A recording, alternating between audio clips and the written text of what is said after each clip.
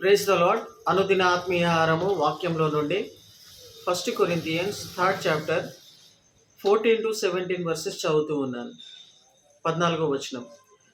పునాది మీద ఒకడు కట్టిన పని నిలిచిన ఎడల వాడు జీతము పుచ్చుకొనును. 15వ వచనం. ఒకని పని కాల్చివేయబడిన ఎడల వానికి నష్టము కలుగును. అతడు తన మట్టుకు రక్షించబడును గాని అగ్నిలో నుండి తప్పించుకొనున్నట్లు రక్షించబడును. ప్రియమైన వార్లరా, ఈ 14వ వచనము ఏమని తెలియజేస్తూ ఉన్నదంటే, పునాది మీద ఒకడు కట్టిన పని నిలిచిన ఎడల వాడు జీతము పుచ్చుకొనును. ఇది దేవుని సేవకుల గురించి మాట్లాడుతూ ఉన్నది వాక్యము. దేవుని పరిచారకులు, సువార్థికులు, విశ్వాసులు, సంఘ సభ్యులు అందరి గురించి కూడా దేవుని పని గురించి మాట్లాడుతూ ఉన్నది. దేవుని పని గురించి తెలియచేస్తూ ఉన్నది ఒక వాక్యం. అంటే దేవుడు సంఘములో ప్రతి ఒక్కరికి కూడా ప్రత్యేకమైనటువంటి టాలెంట్, తలాంతులు, గిఫ్ట్స్ అనేటివి స్పెషల్గా ఉంటాయి, వాళ్ళు ప్రత్యేకంగా ఉంటాయి.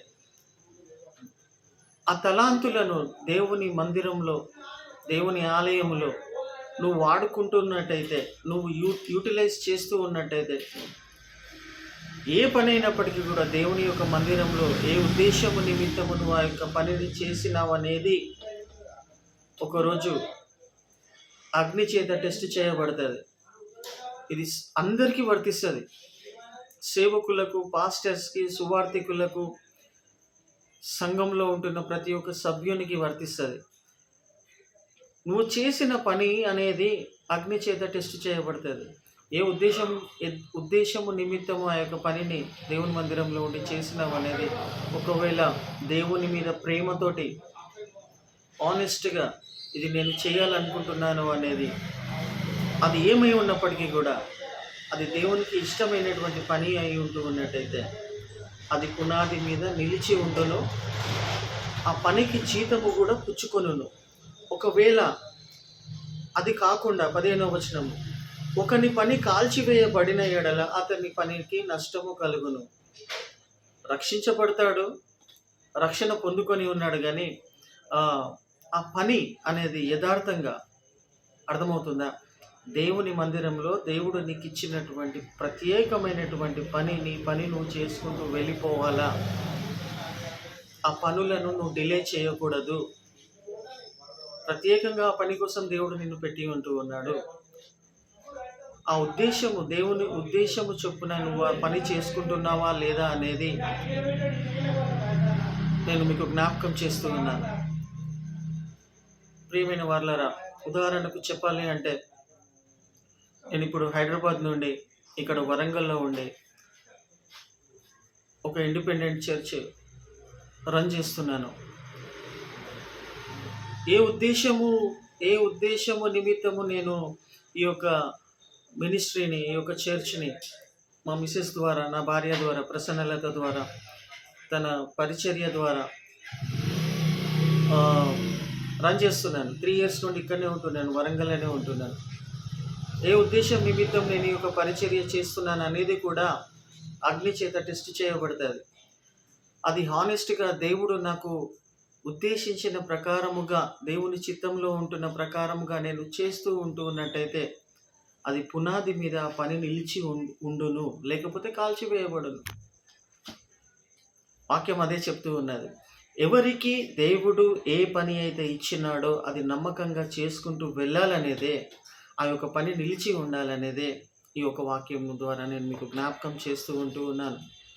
ప్రియమైన వార్లరా, పునాది మీద ఒకడు కట్టిన పని నిలిచిన ఎడల వాడు జీతము పుచ్చుకొనును.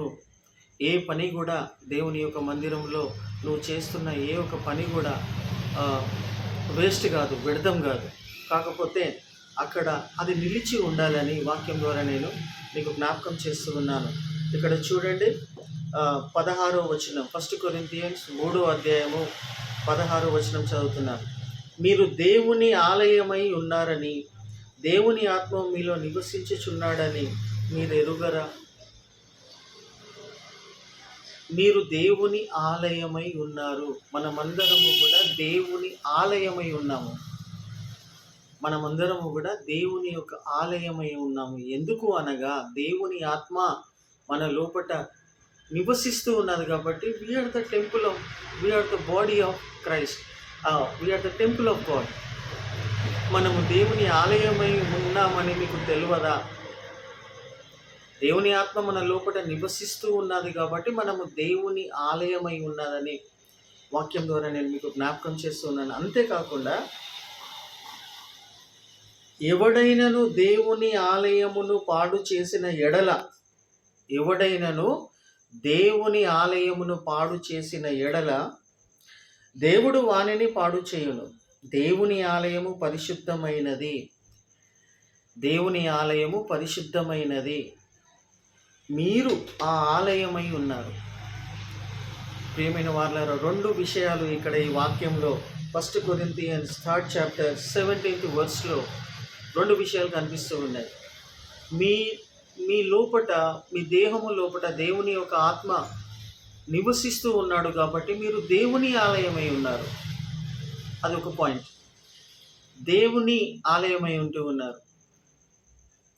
దేవుని యొక్క ఆలయం అంటే కన్స్ట్రక్టివ్ వర్క్ ప్రకారంగా, అంటే బిల్డింగ్ ప్రకారంగా చూస్తూ ఉంటున్నట్టయితే, చర్చ్ ప్రకారంగా చూస్తూ ఉంటున్నట్టయితే అది దేవుని యొక్క మందిరమై ఉంటుంది. అంటే చర్చ్ కన్స్ట్రక్టివ్ మందిరం అనేది దేవుని ఆలయమై ఉంటూ ఉన్నది.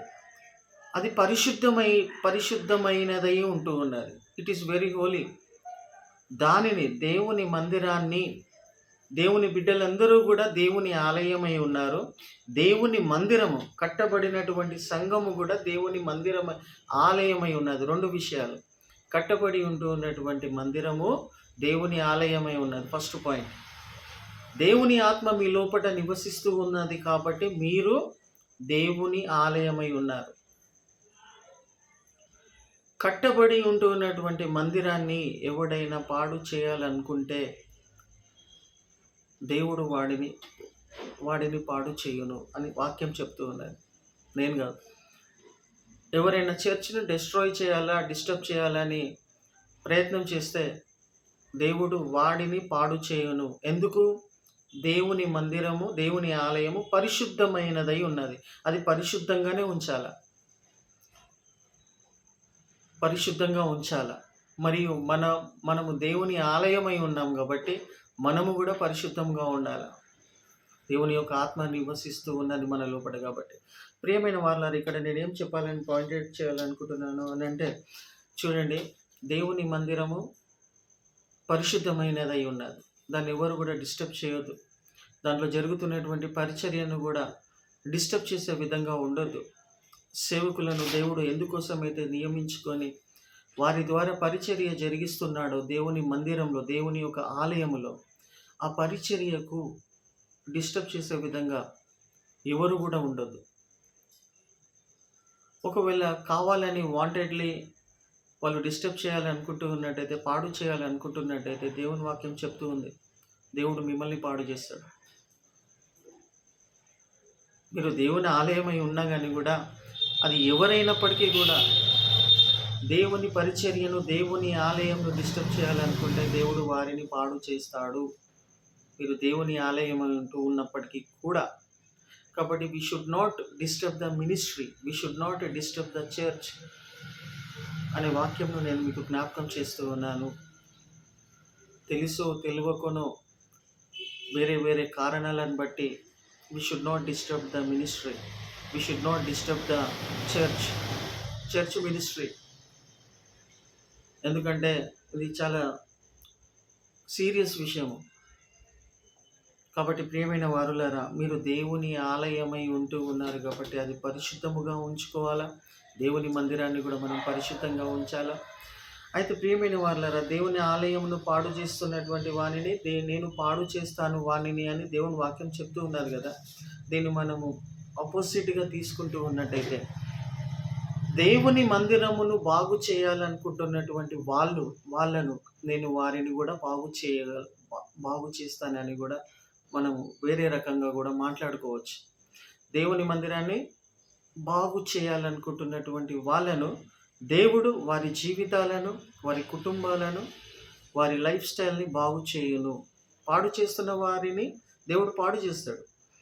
దేవుని మందిరాన్ని బాగు చేయాలనుకుంటున్నటువంటి వాళ్ళను, వాళ్ళ జీవితాలను కూడా బాగు చేస్తాడు. అయితే ప్రియమైన వారలారా, నీ మందిరంలో, నీ సంఘములో ఏదైనా నువ్వు బాగు చేయాలని ఆశ కలిగి ఉంటూ ఉన్నట్టయితే ఆ యొక్క పనులను మీరు పరిపూర్ణం చేయాలని, ఫుల్ఫిల్ చేయాలని కోరుతూ ఉన్నాను ఈ యొక్క వాక్యంను బట్టి. నేనేం కోరుచున్నాను ప్రియమైన వారలారా ఈ యొక్క వాక్యంను బట్టి అనంటే, నా మందిరంలో, దేవుని యొక్క మందిరంలో, మా పరిచర్యలో before this Christmas everything should be very brightening, ఎంతో గొప్పగా ఉండాలని, సంఘములాగా కనిపించాలని, ఆ విధంగా మనము తీర్చిదిద్దాలని, మన సంఘాన్ని మనమే డెవలప్ చేసుకోవాలని, బాగు చేసుకోవాలని కోరుతూ ఉన్నాను. కాబట్టి మన సంఘంలో ఎటువంటి కొదువలు ఉన్నా కానీ కూడా ఒక్కొక్కరు బాధ్యత తీసుకొని మన సంఘాన్ని మనం బాగు చేసుకోవాలా. Before this year ending, before this Christmas ఏ కొదువ అనేది నా మందిరంలో లేదు అనేటువంటి బాధ్యత ఒక్కొక్క విశ్వాసి తీసుకోవాలని, దేవుని మందిరాన్ని బాగు చేయాలనుకుంటున్నటువంటి వారిని దేవుడు వారి జీవితాలను బాగు చేస్తాడు. కాబట్టి ప్రియమైన వారలారా, ఎక్కడైతే ల్యాక్నెస్ ఉన్నదో, ఎక్కడైతే కొదువలు మన మందిరంలలో ఉంటూ ఉన్నాయో అవన్నీ కూడా మనము జాగ్రత్తగా గమనిస్తూ నువ్వు చేయాల్సినటువంటి పనులు నీ మందిరంలో నువ్వు చేసుకుంటూ వెళ్ళినట్టయితే నీ జీవితాన్ని కూడా దేవుడు బాగు చేస్తాడు, నీ కుటుంబాన్ని కడతాడు. మనం డిస్టర్బ్ చేసే విధంగా ఉండకుండా మనము బాగు చేసే విధంగా ఉండాలి. అదే వచనం చెప్తూ ఉన్నది చూడండి, 14వ వచనం, 1 కొరింథియన్స్ 3rd chapter 14th verseలో అదే వాక్యము. పునాది మీద ఒకడు కట్టిన పని నిలిచిన ఎడల వాడు జీతము పుచ్చుకొనును. దేవుని మందిరాని కోసము నువ్వు చేస్తున్నటువంటి పని ఆనెస్ట్గా నిలిచి ఉన్న ఎడల వాడు దేవుని చేత జీతము పుచ్చుకొనును. దేవుడే అతనికి జీతం ఇస్తాడు. ప్రభువు నందు మనము చేస్తున్నటువంటి ఏ పని కూడా, ప్రయాసము కూడా వ్యర్థం కాదు అని రాయబడి ఉంటూ ఉన్నది వాక్యంలో. కాబట్టి మన సంఘాన్ని మనమే డెవలప్ చేసుకోవాలా, మన సంఘాన్ని మనమే బాగు చేసుకోవాలా అనేటువంటి విషయాన్ని జ్ఞాపకం చేస్తున్నాను. దేవుని ఆలయమై ఉంటూ ఉన్నాం మనము. దేవుని యొక్క ఆత్మ మన లోపల నివసిస్తూ ఉన్నది కాబట్టి ఇది పరిశుద్ధంగా ఉంచుకోవాలా.